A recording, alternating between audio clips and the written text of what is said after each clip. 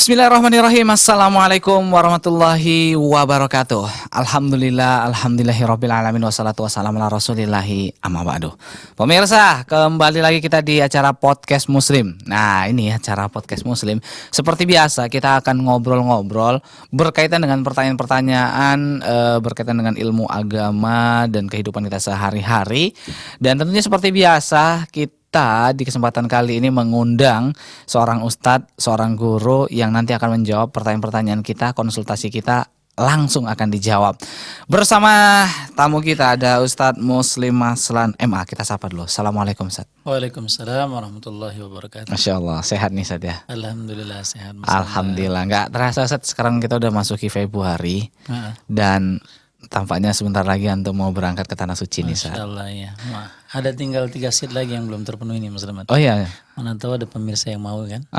Berarti masih ada 3 lagi ya. Iya. Jadi bagi para pemirsa ya dan juga pendengar yang mau bergabung di kesempatan kali ini dan juga bergabung untuk berangkat umroh, ini bisa nih nanti nih langsung aja daftarkan diri Anda di Sadar Group karena keberangkatan di bulan Februari ya, insya Allah nanti saat ya akhir Februari masih ada 3 kuota lagi. Insya Allah tanggal 28 insya Allah. Tanggal 28. Berapa hari Sat rencana Sat? Sekarang itu kan ada regulasi karantina ya. Mungkin ya sekitar 20 hari lah. Wah, udah puas nih 20 hari. Tapi insya Allah nanti kita live dari Tanah Suci Sat. Insya Allah. Insya Allah. Jadi pemirsa nanti bisa tetap bisa mensaksikan ya Podcast Muslim. Walaupun saya di Indonesia, tapi kayaknya Ustadz nanti bakalan berada di Tanah Suci insya Allah. Amin, amin. Nah, alhamdulillah nih Pak Ustadz, kita langsung aja beranjak ke pertanyaan. Namun sebelum itu bagi pemirsa yang ingin bergabung bersama kami, silakan nanti hubungi kami di 0617944282 atau juga pemirsa ya bisa kirimkan pertanyaan Anda melalui SMS di 085277992202. Oke, Pak Ustadz langsung aja kita ke pertanyaan Pak Ustadz. Iya, silakan. Iya, pertanyaan ini berkaitan dengan penguburan jenazah, Pak Ustadz. Dan di sana dikumandangkan azan biasanya nih, Pak Ustadz ya. Dan kita tahu bahwasanya azan itu ya itu panggilan untuk mengerjain sholat. Nah, jadi pertanyaannya, Ustadz, apakah hukum azan di kuburan ketika menguburkan jenazah? Terkadang ada yang iqomah juga, Ustadz. Iya. Ya, bismillahirrahmanirrahim. Alhamdulillahirabbil alamin wassalatu wassalamu ala asyrafil anbiya wal mursalin wa ala alihi wa ashabihi ajmain amma ba'd. Pemirsa yang dirahmati Allah Subhanahu wa taala. Memang kita dapatkan sebagian di daerah kita ketika mayat sudah diletakkan di lahat, maka kemudian diazankan oleh salah seorang pentakziah atau sebagian dikatakan diiqomahkan. Nah, apakah kemudian ini adalah satu yang masyru' atau tidaknya? Maka pertama kalau kita melihat ulama mazhab, pertama dikatakan mazhab Hanafi mengatakan bahwasannya azan dan iqamah di barzah atau di kubur atau di makbarah, maka dikatakan wahada min dimnil bid'ah, dan ini termasuk dalam kategori bid'ah.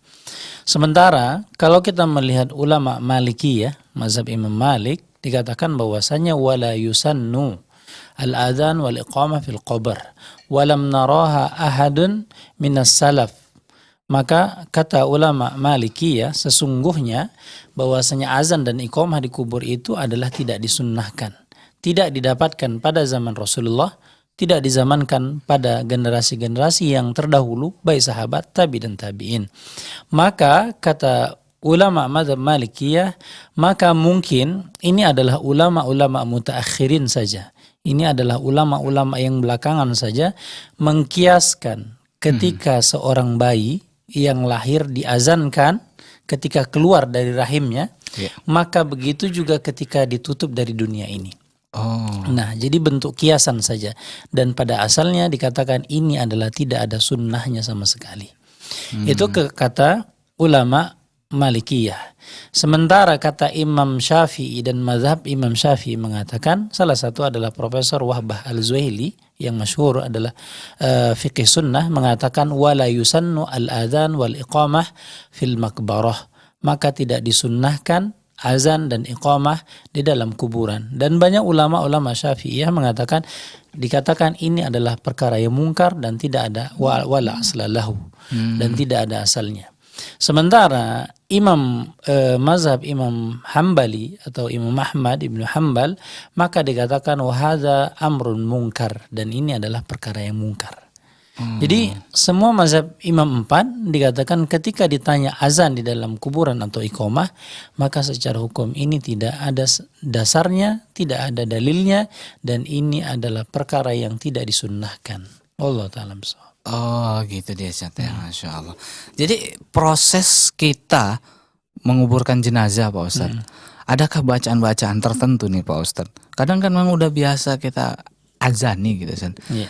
Kalau nggak ada penggantinya kayaknya nggak afdol gitu.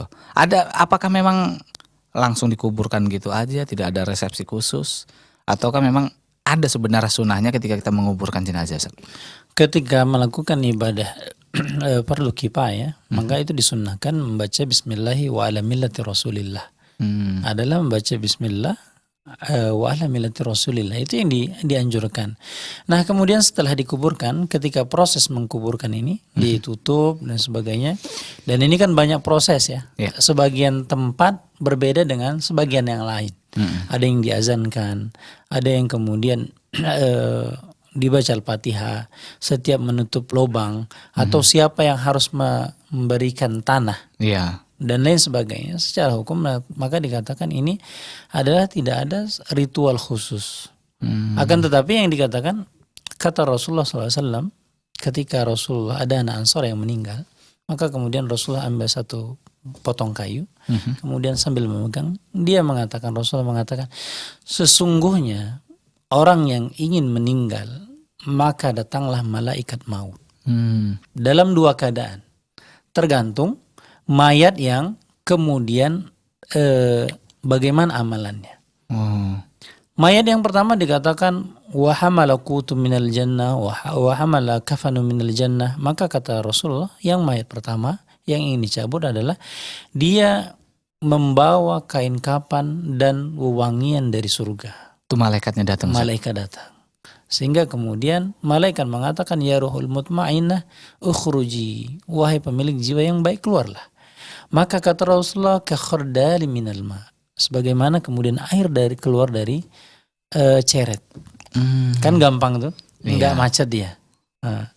Jadi dengan gampangnya roh-roh orang yang beriman itu dicabut. Sementara kemudian roh orang yang bermaksiat, yang tidak taat, melakukan kesyirikan, dan senantiasa ingkar kepada Allah Subhanahu wa taala, maka kata Rasulullah, maka datang malaikat membawa kain kafan dan minyak dari neraka. Busuk berarti bau busuk. Sehingga kain kafannya bau, kemudian minyaknya juga bau. Maka kemudian ketika datang malaikat, fa akhadahu baktatan, maka dikatakan kata Rasulullah langsung diambil dengan paksa nyawanya. Kemudian dibawa ke langit, sampai di langit Allah tidak memberikan salam. Sementara yang pertama datang ke langit, kemudian diberikan salam oleh Allah Subhanahu wa taala. Dimasukkan lagi ke kubur. Maka kata Rasulullah, ketika dimasukkan lagi ke kubur, itu prosesnya. Ketika kita sudah menutup dari lahat, maka kata Rasulullah, maka wadu'uhu litathbit, maka doakanlah agar kemudian dia bisa tetap keimanannya untuk menjawab pertanyaan-pertanyaan malaikat. Karena ini adalah masalah, ini adalah gerbang untuk masuk ke dalam surga. Ketika ditanya marrabbuka, kalau kita kan kayaknya gampang ya, kita bisa dihafal lah. Marrabbuka, siapa Tuhanmu? Kita bilang Allah. Itu sekarang. Tapi ketika di barzakh, di kubur itu, maka yang menjawab itu adalah amalan. Terbiasanya kita kemudian mengucapkan Allah, maka nanti akan kita ucapkan Allah Subhanahu wa taala. Tadi antum bilang doakan. Iya. Tapi ana pernah dengar mereka selain mendoakan nih Pak Ustadz, mereka juga membantu, Ustaz. Hei fulan, kalau nanti ditanya malaikat, man rabbuka, jawab, Rabbi Allah, Tuhanku adalah Allah. Ya. Nah, apakah hal seperti ini itu juga termasuk doa, Ustaz, atau sebagai Proses ngasih ngasih kopean. ngasih bocoran, Ustaz? Bocoran. Ya enggak, dia enggak bermanfaat. Oh, Dia tidak akan bermanfaat bagi mayat. Apakah kemudian karena yang menjawab itu adalah amalannya. Tergantung amalannya. Amal fulan itu bagaimana kehidupan di dunia. Karena secara logika saja kita katakan, kita hidup di dunia ini adalah untuk menumpuk pahala, ladang amal dikatakan. Nah, itulah yang kemudian menjadi bekal. Kalau semua orang bisa diajari ketika meninggal, maka apa manfaat dari pekerjaan kita yang kita lakukan sekarang ini? Apa manfaat ketika kita dilarang? Ada larangan kemudian kita tidak melakukan. Ketika diperintahkan kita harus melakukan. Maka dikatakan inilah ketika di barzakh ini kemudian yang menjawab itu adalah tergantung amalan. Maka kata Rasulullah, wadu'uhu bitathbit. Doakanlah karena ini adalah masa yang genting. Masa yang menentukan antara dia mendapatkan azab atau mendapatkan nikmat. Makanya dikatakan doakanlah agar dia kemudian tetap keimanannya. Kenapa keimanannya? Karena itu adalah bentuk amalnya. Nah, itu dia masalah. Nah, gini Ustaz, Anda juga pernah dengar nih Pak Ustadz, bahwasannya malaikat itu bakalan turun ke kuburan tuh Ustaz. Ketika ada orang terakhir ya sudah meninggalkan kuburan Ustaz. Jadi ada sebuah kuburan itu yang nggak pernah lepas dari orang ziarah Ustaz. Datang lagi. Katanya ada seorang yang mengatakan sampai sekarang itu tuh mayit belum ditanyai sama malaikat. Karena malaikat masih nunggu itu, belum selesai orang ziarah kuburnya ini. Apakah betul Ustaz? Memang dalam sebuah hadis dikatakan itu ketika para pentakziah datang ke kubur, kata Rasulullah dalam sebuah hadisnya, maka kemudian orang-orang apabila sudah meninggalkan dan bunyi trompa ya. Dalam hadis Rasulullah dikatakan dan tidak ada orang yang mendengar yang di dalam barzakh itu dari thaqalain, dari manusia ataupun jin. Kecuali binatang-binatang yang di sekitaran situ mendengar. Maka ketika orang meninggalkan dari orang para pentakziah itu kemudian waja'ahul malak, kemudian datang malaikat.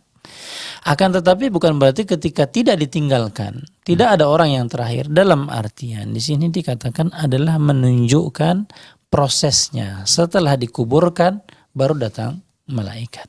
Itu bagi yang proses dikubur. Bagaimana kemudian orang yang dimakan ikan, yang tenggelam di perut singa misalnya, tetap saja prosesnya sama. Prosesnya sama. Biarpun bukan dia dimakan singa.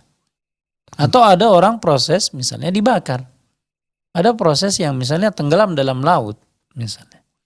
Jadi tetap saja itu dia masuk ke dalam barzakh. Nah, datang ke barzakh kemudian ditanya oleh malaikat. Nah, man rabbuka. Jadi bagi yang dikatakan karena banyaknya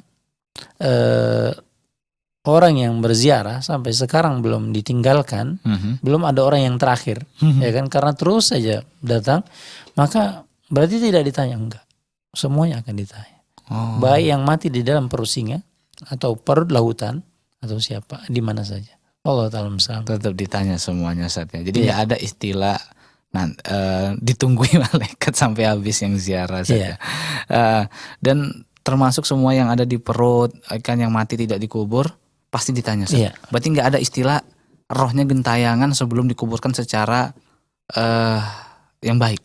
Iya, nggak ada. Memang gentayangan ini kadang-kadang kan kita lihat orang bilang oh itu nyawanya kemudian jalan kemana-mana karena tidak diterima dan tidak diletakkan di barzakh. Nah, dikatakan bahwasanya orang setiap yang sudah meninggal nyawanya itu diletakkan di barzakh. Maka dikatakan kan perkara gaib. Perkara gaib ini terbagi menjadi dua. Ada gaib mutlak, ada gaib nisbi. Gaib nisbi itu adalah gaib yang kadang-kadang bisa kita lihat. Contohnya misalnya kadang-kadang kita lihat jin ya. Kadang-kadang orang lain bisa lihat, kadang-kadang kita enggak. Tapi ada ghaib mutlak. Ghaib yang pasti. Yang melihat adalah Allah dan orang-orang dan makhluk yang ditentukan oleh Allah Subhanahu wa taala saja. Salah satu contohnya adalah ruh. Gak pernah kan dalam cerita, oh kakekku lihat ketika ruh fulan dicabut. Kelihatan. Gak ada. Karena memang perkara ruh ini adalah urusan Allah Subhanahu wa taala.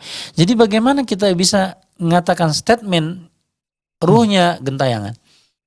Sementara kita gak pernah bisa menyaksikan. Ini adalah ghaib mutlak. Allah Ta'ala. Oke, saya terima kasih. Pak Ustadz, kita tahan dulu, kita harus rehat. Nah, pemirsa, seperti biasa kami mengajak bagi Anda yang nanti ingin bergabung bersama kami di 06179442282 atau bisa kirimkan pertanyaan Anda melalui SMS di 085277992202. Dan jangan kemana-mana karena setelah yang berikut ini kami akan segera kembali lagi, tetap bersama kami di Podcast Muslim.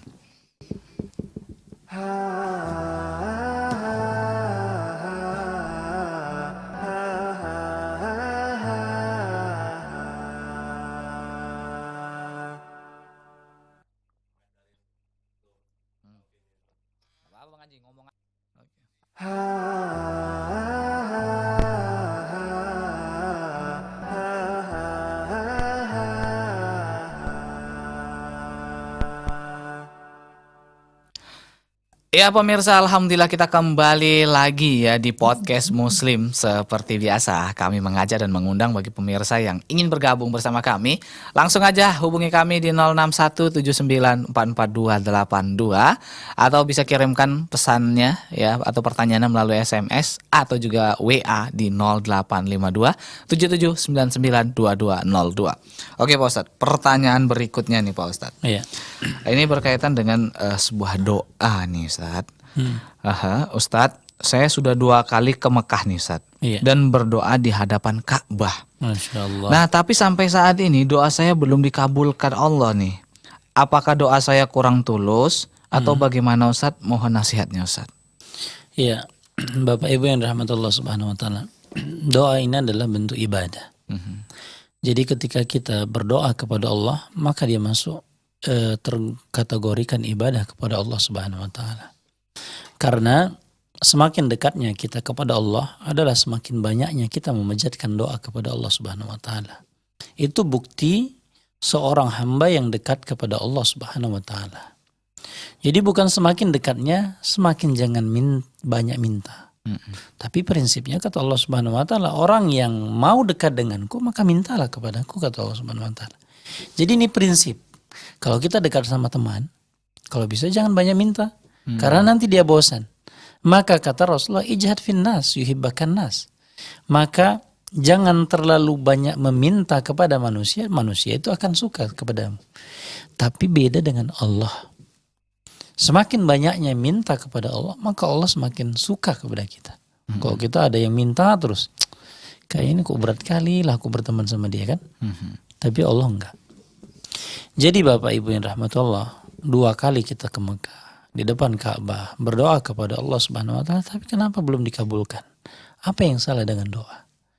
Maka kata Rasulullah, setiap doa yang kita munajatkan, kita panjatkan, apabila doa itu tidak meminta untuk bermaksiat kepada Allah, atau doa itu tidak memutuskan hubungan silaturahim dikatakan, maka selain dari itu, doa yang kita mintakan kepada Allah agar kemudian kita sukses dunia akhirat, atau kita minta sesuatu materi, atau kita minta kesehatan, atau minta agar diberikan petunjuk keluarga-keluarga kita yang kemudian kita anggap tidak baik, misalnya, atau kemudian kita berusaha untuk mendapatkan jodoh, punya keturunan, punya rumah, punya kendaraan yang bagus.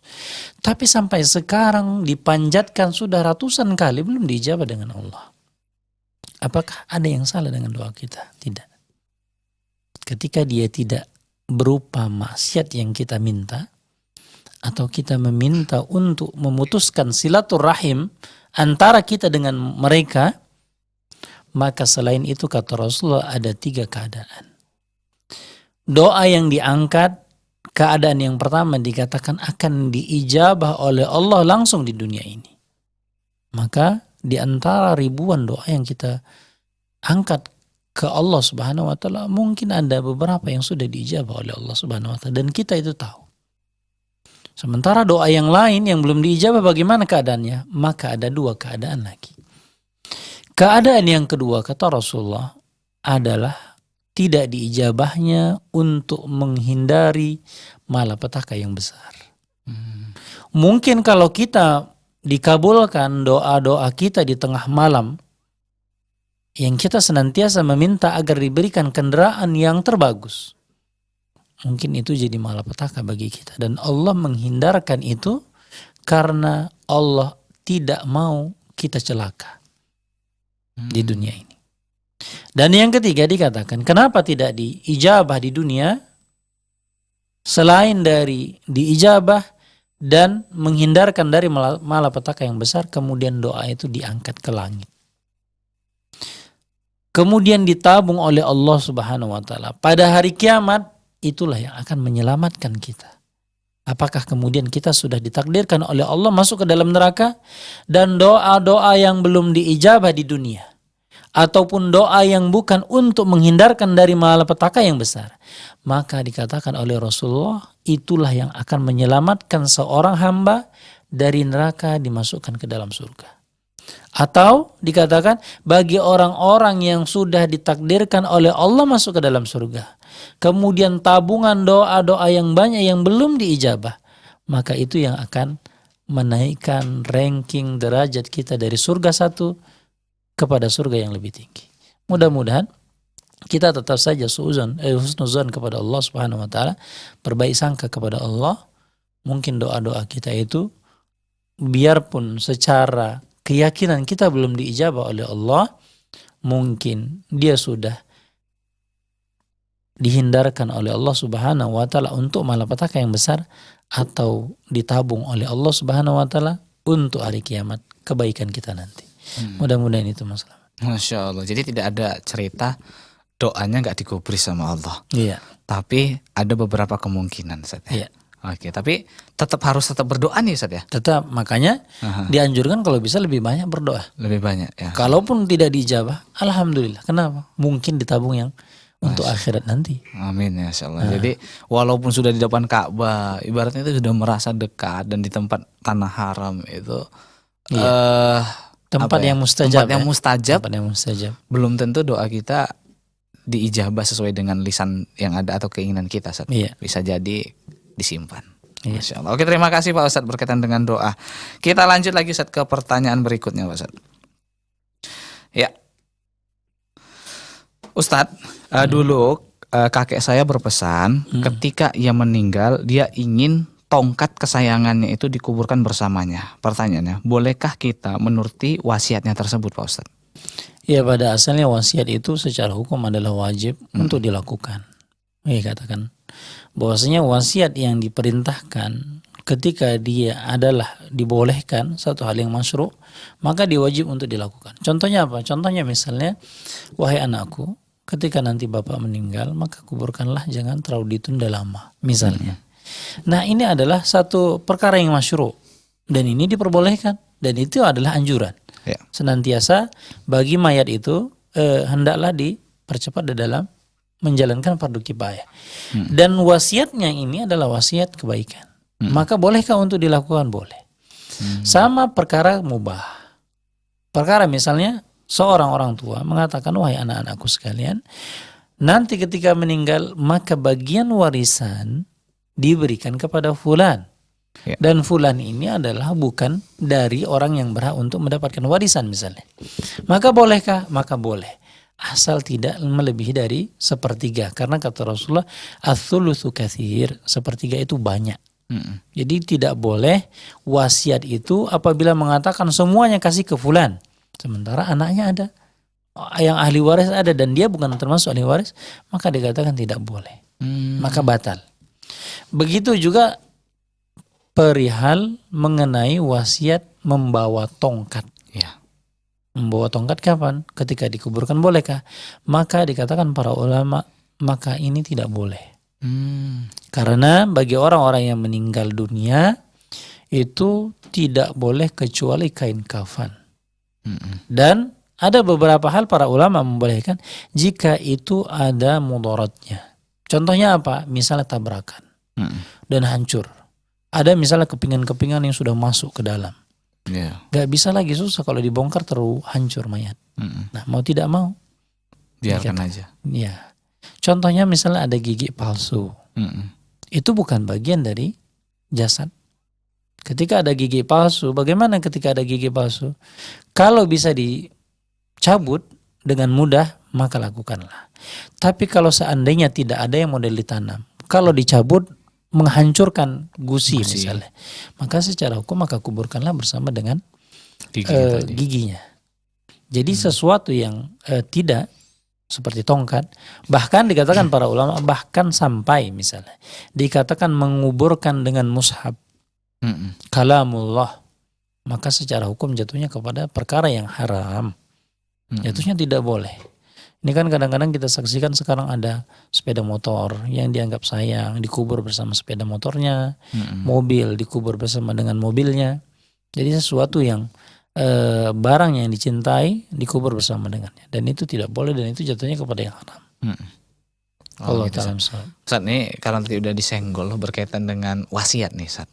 Ini belakangan ini sempat ada berita viral. Bahwasanya ada seorang yang dulunya laki-laki, kemudian dia transgender menjadi wanita. Nah, kemudian dia berpesan, kalau nanti aku mati, kuburkan aku, ya, sholatkan aku, mandikan aku, pokoknya resepsi semuanya itu, Ustaz, sebagaimana wanita, Pak Ustaz. Nah, wasiat seperti ini apakah boleh kita lakukan, Ustaz? Nah, ya, mengenai tentang orang-orang yang transgender, ini adalah orang-orang yang dilaknat. Jangankan yang mengganti kelamin, yang memakai pakaian laki-laki saja sementara dia wanita, maka dia termasuk orang-orang yang dilaknat. Nah, ini adalah memperlakukan orang-orang yang dilaknat. Orang-orang yang dilaknat itu sudahlah kita katakan yang mereka sudah terlanjur melakukan dosa-dosa besar seperti ini, jangan kemudian kita menambah lagi dosanya. Dalam artian dia tetap saja di mata Allah Subhanahu wa taala adalah jenis asal aslinya. Nggak bisa orang merubah gendernya atau transgender, mengganti kelamin, operasi, kemudian dia berganti satu sosok dari laki-laki menjadi wanita, tidak. Kecuali misalnya ada beberapa yang memiliki dua kelamin. itu lain ceritanya. Ya kan? Itu lain. Kalau ini kan enggak. Yang pada asalnya laki-laki kemudian dirubah menjadi perempuan. Apakah boleh? Maka tetap saja dikuburkan berdasarkan jenis kelamin aslinya. Berarti kita yang nyolatin Allahumma fir lahu. Enggak fir laha. Iya. Pertanyaan nih, Ustaz. Yang memandikan. Kalau laki-laki yang memandikan, itu under delay semua udah jadi perempuan tuh, Ustaz. Iya. Apakah tetap laki-laki yang memandikan? Ya tetap saja. Itu kan kesalahan, memang kesalahan individunya yang menambah alat kelamin orang. Ditambah. Mau ditambah 5 misalnya, tetap saja. Atau misalnya ada model baru. Contohnya, kelaminnya beragam. Dibuat misalnya. Apakah tetap sama dihukumi laki-laki? Sama saja. Ya, tapi kemudian ketika ada aurat di situ, aurat mungkin aurat orang atau bentuk aurat lain, maka tidak dianjurkan bagi kita untuk menyentuhnya dengan sembarangan. Karena ini bentuk aurat. Tetap saja, biarpun dia kemudian aurat laki-laki, yang kita mandikan laki-laki yang bukan transgender, tetap saja kita harus menjaga auratnya. Tidak bisa menyentuh dengan langsung dan sebagainya. Itu dia bersama. Berarti tetap dia dihukumi sebagai laki-laki semuanya. Iya, kita memandikan mayat itu adalah bagaimana kita memandikan orang yang hidup. Tetap saja auratnya ada. Ini yang sering kita dapatkan, ini auratnya terbuka ketika memandikan, dan ini tidak boleh. Jadi tetap saja kita harus menjaga auratnya. Ketika dia transgender misalnya payudaranya besar misalnya, ya tetap saja kita perlakukan, kita tutup. Kalau itu menimbulkan fitnah. Nah, karena ini kan fitnah, bentuk aib seorang yang sudah meninggal ini, maka tutupilah baik payudaranya atau kemaluannya. Jadi jangan kemudian ini kan laki-laki. Penasaran juga bentuknya gitu. Nah, penasaran misalnya, nggak boleh. Tetap saja ditutup sebagaimana layaknya kalau dia itu menimbulkan fitnah. Wallahu ta'ala misal. Oke, saya terima kasih atas jawabannya, Ustaz. Kita lanjut ke pertanyaan berikutnya. Ya, ini berkaitan dengan hijama Ustaz atau bekam. Ustaz, bolehkah saya itu memasang tarif untuk berbekam Ustaz?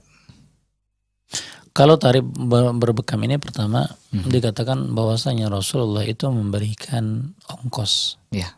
Dikatakan dalam sebuah hadis bahwasanya Rasulullah memberikan ongkos kepada orang-orang yang membekam Rasulullah. Itu hadis-hadis Rasulullah. Nah, menunjukkan bahwasanya boleh atau tidak kita memberikan upah kepada orang yang membekam jasanya. Maka kemudian dikatakan boleh karena Rasulullah melakukan. Dalam hadis lain dikatakan bahwasanya ujratul hajim khabis, bahwasanya memberikan upah bagi yang membekam itu adalah khabis, jelek. Dikatakan dalam hadis lain dikatakan Rasulullah, kemudian dilarang oleh Rasulullah untuk memberikan upah. Jadi di sini ada dua sudut pandang yang berbeda. Maka kemudian dikatakan para ulama menjelaskan, menunjukkan ketika ada orang yang membekam kita, menyita waktunya, boleh nggak kita memberikan upah? Boleh. Boleh nggak memberikan tarif? Nah, di sini ketika kita memberikan tarif, maka kata para ulama yang kedua, berdasarkan hadis yang larangan, yang khobis misalnya, dikatakan adalah pekerjaan yang khobis, maka menunjukkan kata para ulama, menunjukkan apabila bekam itu menjadi profesi, itu sesuatu yang makruh. Oh, makruh. Ya kan? Kalau kita menetapkan tarif kan menjadi profesi. Dan profesi berbekam ini adalah pekerjaan yang tidak disukai. Secara hukum bolehkah? Boleh. Tapi ketika kita menjadikan profesi, ini tidak baik. Apalagi kemudian menaripnya. Jadi kalau misalnya seandainya kita belajar bekam, kita pandai bekam, orang minta tolong dibekam, boleh. Secara hukum mubah. Tapi kemudian kita kayaknya ini peluang lah ini. Jadi tukang bekam misalnya. Maka sebagian para ulama mengatakan ini menjadi profesi ini adalah profesi al-khabis. Oh gitu deh. Allah ta'ala. Jadi nggak usah pasang tarif lah. Kalau mau saya sini, dikasih ya saya terima. Nggak dikasih besok dipanggil nggak datang lagi. Oke, saya terima kasih. Kita tahan kembali Pak Ustadz, kita harus rehat. Nah pemirsa jangan kemana-mana karena setelah yang berikut ini kami akan segera kembali lagi, tetap bersama kami di Podcast Muslim. Ustadz ini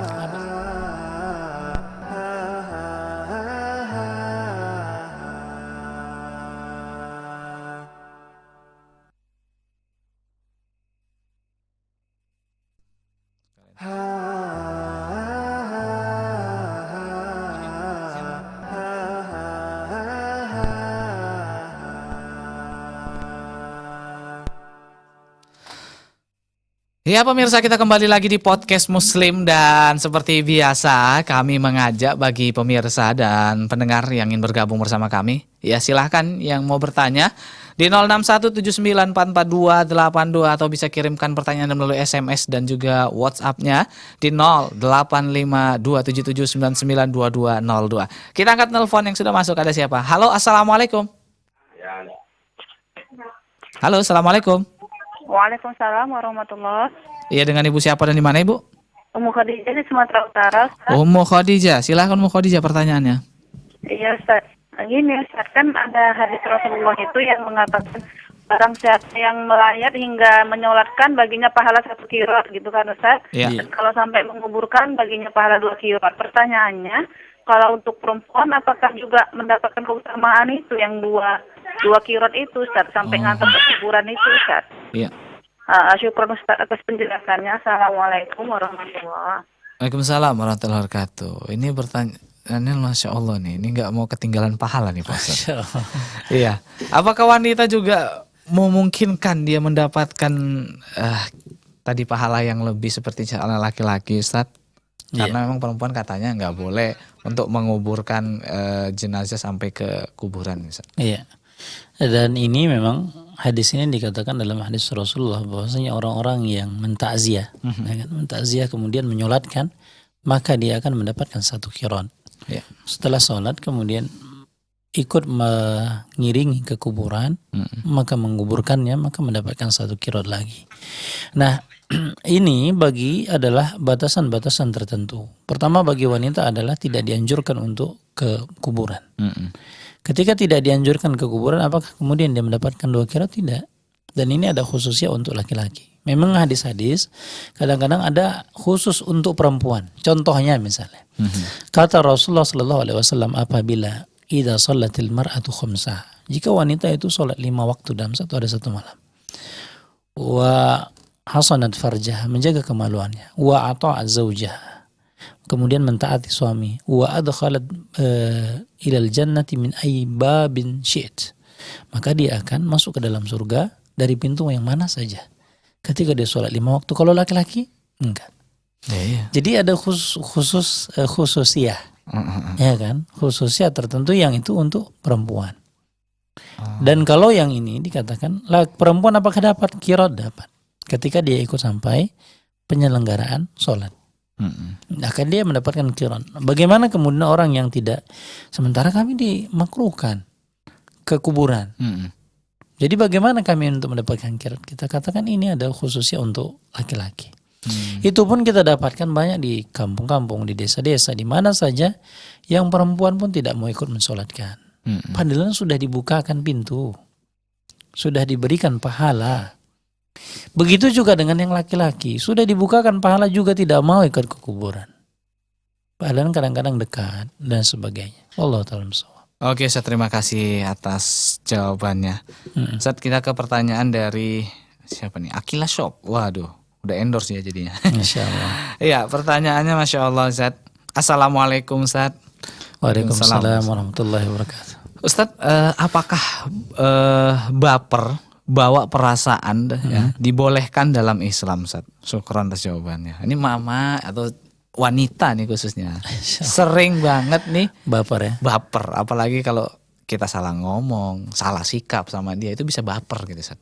Nah, bagaimana Islam memandang hal tersebut, Ustaz? Pertama, Akila Sob ya. Yes, so. Ini endorse nih, kayaknya baju Muslimat yang endorse Akila Sob. Untuk baper itu dikatakan apakah boleh? Secara hukum hati ini adalah satu hal misterius ya. Jadi hati ini adalah bagaimana kemudian kita memanajemen hati.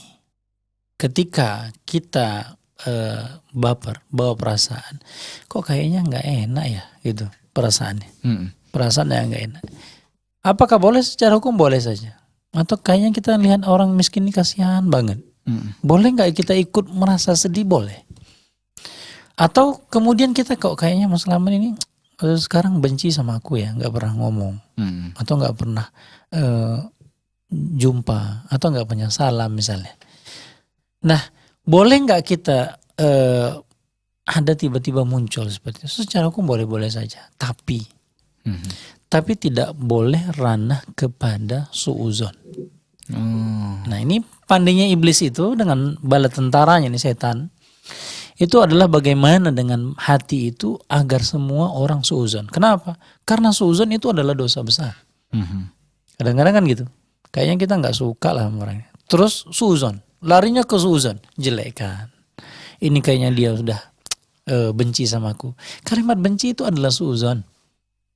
Ya kan? Jadi yang paling kita khawatirkan ketika kita membawa perasaan, kalau perasaan tiba-tiba nggak enak, kasihan sama orang. Bolehkah? Boleh. Perasaan itu boleh.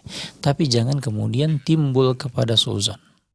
Ini kadang-kadang perasaan itu secara hukum boleh, tapi banyaknya orang yang kelewat batas. Sampai dia suuzon kepada seseorang. Bolehkah? Enggak. Dan itu jatuhnya kepada dosa besar. Apalagi kemudian setelah itu menceritakan kepada orang. Jatuhnya kepada ghibah. Jadi dia berlipat. Itu pandainya setan itu. Menjerumuskan bukan satu saja. Kalau bisa kayak kue lapis dia berlipat. Udah suuzon, timbul suuzon, buruk sangka. Kemudian ngobrol sama orang. Kita bilang, Ustadz kami perempuan gak bisa. Boleh. Bicara sama orang boleh? Boleh. Gak ada larangan kita berbicara sama orang. Tapi ketika ranahnya kemudian mengatakan kayaknya dia tidak baik.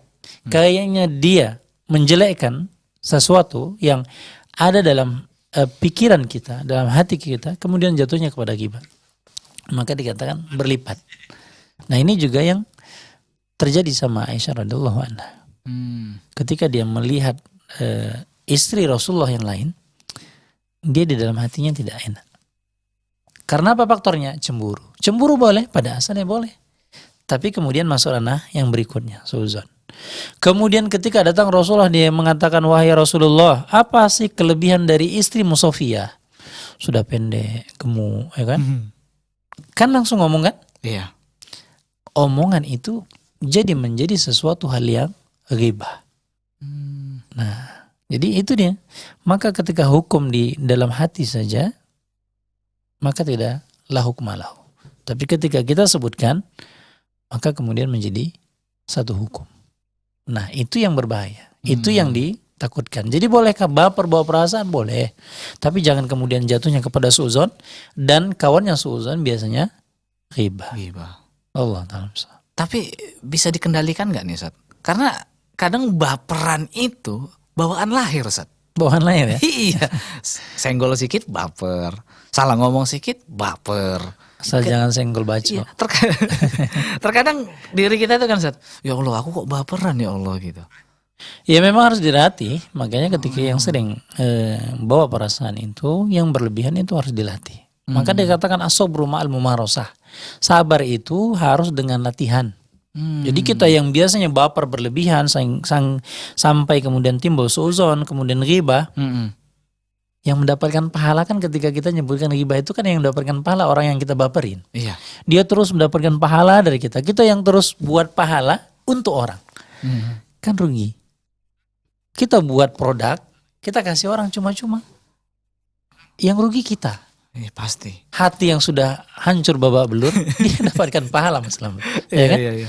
Jadi kita katakan baper itu bawaan lahir atau bukan bawaan lahir ya.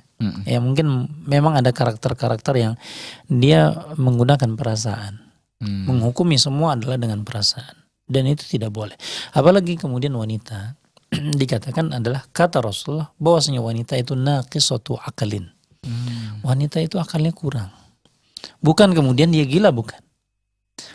Wadinin dan agama.